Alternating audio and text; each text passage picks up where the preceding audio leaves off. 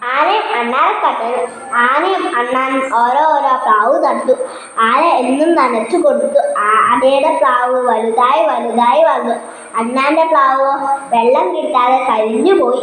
ആനയുടെ പ്ലാവിൽ ഒരുപാട് ചക്കയുണ്ടായി. അത് കണ്ട് അണ്ണാന് കൊതി മൂത്തു. ആന കാണാതെ അണ്ണാൻ പ്ലാവിൽ കയറി ഒരു ചക്ക തിന്നു. ഞാനൊന്നും അറിഞ്ഞില്ലേ എന്ന ഭാവത്തിൽ ഇറങ്ങിപ്പോരുകയും ചെയ്തു. ഒരു ചക്ക കാണാനില്ലല്ലോ, അണ്ണാനോട് ചോദിക്കുക തന്നെ ആന വിചാരിച്ചു. നീ എന്റെ ചക്ക തിന്നോ?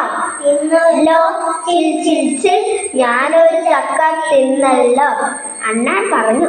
ആനയ്ക്ക് ദേഷ്യം വന്നു. അണ്ണനെടുത്ത് ഒറ്റയേറി. അണ്ണാൻ ചെന്ന് വീണതോ ഒരു എണ്ണക്കുട്ടത്തിലും. അവിടെ നിന്നെണീറ്റ് അണ്ണാൻ പറഞ്ഞു, നിന്റെ ചക്കയും തിന്നു ചിൽ എണ്ണയും തേച്ചു ചിൽ.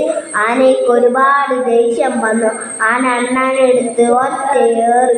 അണ്ണാൻ ചെന്ന് വീണതോ ഒരു വാഗപാത്രത്തിലും. അവിടെ നിന്ന് എണീറ്റ് അണ്ണാൻ പറഞ്ഞു, നിന്റെ ചക്കയും തിന്നു ചിൽ എണ്ണയും തേച്ചു ചിൽ വാഗം തേച്ചു ചിൽ. ആനയ്ക്ക് ഒരുപാട് ദേഷ്യം വന്നു. ആന അണ്ണാനെടുത്ത് ഒറ്റയേറി.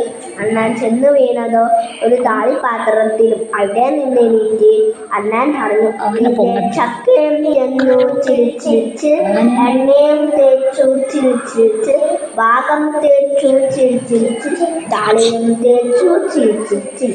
ആനയ്ക്ക് ഒരുപാട് ദേഷ്യം വന്നു. ആന അണ്ണാനെടുത്ത് ഒറ്റയേറി. അണ്ണാൻ ചെന്ന് വീണതോ ഒരു കുളത്തിൽ. അവിടെ നിന്ന് എണീറ്റ് അണ്ണാൻ പറഞ്ഞു, നിന്റെ ചക്കയും തിന്നു ചിൽ എണ്ണയും തേച്ചു ചിൽ വാഗം തേച്ചു ചിൽ താളിയും തേച്ചു ചിൽ കുളിക്കുകയും ചെയ്തു ചിൽ. ആനയ്ക്ക് ഒരുപാട് ദേഷ്യം വന്നു. ആന അണ്ണാനെടുത്ത് ഒരൊറ്റയേറി.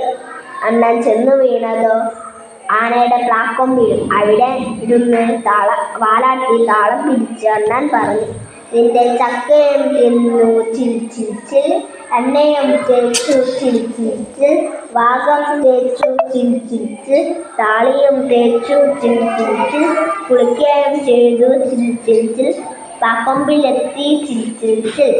ഇനിയിപ്പം ഈ അണ്ണാനെ എന്ത് ചെയ്യാം?